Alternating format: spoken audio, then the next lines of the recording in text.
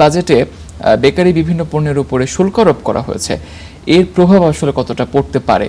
নতুন অর্থ বছর মাত্রই শুরু হলো। বেসিক্যালি এইটার ইম্প্যাক্ট কিন্তু আমরা যা দেখছি তার চেয়ে অনেক ওয়াইডার। ধরেন if I just refer you, ধরেন আমরা আমাদের বিস্কুট তৈরির জন্য বা বেকারি তৈরির জন্য যে বেসিক ইনগ্রেডিয়েন্টস, লেটস সে ফ্লাওয়ারের ধরেন ডিউটি আছে স্টিল 10%, হয়তো ভ্যাট নেই। সুগারের ক্ষেত্রে ধরেন 22.5%, কিন্তু ভ্যাট আছে 15%। But sugar is being used as a basic food, like part of basic food, ingredient of A basic food. আপনার হয়তো অয়েলের ক্ষেত্রে আপনি ডিউটি আছে 25%, হয়তো ভ্যাট নেই, কিন্তু বেসিক ফুডে আপনি ভ্যাট দিয়েছেন এবং আপনি ডিউটি আরোপ করেছেন। If I just may add, আমাদের ধরেন এই বেকারির জন্য অন্য যে প্রোডাক্টগুলো লাগে সেটা হচ্ছে প্যাকিং ম্যাটেরিয়াল লাগে। এটার জন্য ধরেন আমরা যেই ট্রে ইউজ করি রেজিন, সেটার ডিউটি 32%, ভ্যাট 15% আছে। আমরা এটার জন্য যেই প্যাকেট ইউজ করি সেখানে 25% ডিউটি আছে, 15% ভ্যাট আছে। আমরা এটার জন্য যেই কার্টুন ইউজ করি সেখানে 15% ভ্যাট আছে, 15% ডিউটি আছে। So you see every item has duty and VAT. But point is, এগুলো তো are being use for basic foods. এটা কিন্তু বা পৃথিবীর সবখানে যেটা হয় যে বেসিক ফুডের উপরে ডিউটি এবং ভ্যাট ওয়েভ করা হয়। পার্টিকুলারলি আপনার হয়তো আমরা গরিব দেশে আমাদের ডিউটির উপর চলতে হবে ফর বাজারিং আর্নিং সোর্সের জন্য, but we can adjust it. Like আমরা হয়তো যেগুলো ধরেন লো প্রাইস প্রোডাক্ট আছে সেগুলোর ক্ষেত্রে আমরা ভ্যাটটা ওয়েভ করতে পারি।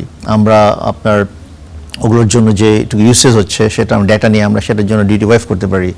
আমরা ধরেন meat price let's say 5 to 10 টাকা, 10 to 20 টাকার জন্য আপনি এটা বা কুড বি ইম্পোজ লাইক 2.5%, একেবারে লো একটা ভ্যাট বা ডিউটি চার্জ করলেন। যত হায়ার অ্যামাউন্টের দিকে যাবে তত আপনি হায়ার ডিউটি ভ্যাট ইম্পোজ করতে পারেন। That makes more logical. তাহলে যারা এটা অ্যাফোর্ড করতে পারে তারা হয়তো ডিউটি ভ্যাট দিচ্ছে, যারা অ্যাফোর্ড করতে পারে না তারা এটা দিচ্ছে না। লেটস সে 5 to 20 টাকার যে প্যাক সাইজ, এটা কিন্তু বিং কনজিউমড বাই মোস্টলি একেবারে ধরুন রুরাল সেগমেন্টে আমাদের ডে লেবার্স আছে যারা ইকোনমিক্যালি চ্যালেঞ্জ, তাদের দ্বারা এটা কনজিউমড হয়। তো তাদের ক্ষেত্রে আমি যদি ডিউটি ভ্যাট ইম্পোজ করি, they cannot bear it because they cannot even earn their livelihood every day. So এটা একটা আমার মনে হয় যে চ্যালেঞ্জ, এটা কাস্টমাইজ করা উচিত। ইয়েস, পোর্টফোলিও আপনার কিন্তু ভ্যাট বা ডিউটি টার্গেট ঠিকই অ্যাচিভ হবে। আপনি হায়ারে আরও হায়ার করে দেন, লোয়ারে আপনি জিরো করে দেন, পোর্টফোলিওতে you can achieve a target, you not being loser. But এই জায়গায় we got to be creative. আমরা একেবারে ওই ট্রেডিশনাল কনভেনশনাল বাবা দাদার আমলে দেখেছি ওইভাবে চলছি, that cannot happen. We got be more creative in this prospect. আপনি দেখেন আমাদের দেশের ইলেকট্রিসিটির চার্জ বেড়েছে 7%, গ্যাসের চার্জ বেড়েছে 10%। আমাদের ফাইন্যান্সিং কস্ট ছিল আগে যেটা 9%, উইচ হ্যাজ হিট টু 13.5%। আমাদের ওয়েজেস 9% বাড়াতে হয়েছে। ট্রেড ভ্যাট যেটা ছিল 5%, which has gone to 7.5%. তো এই যে প্রত্যেকটা ক্ষেত্রে বেড়েছে।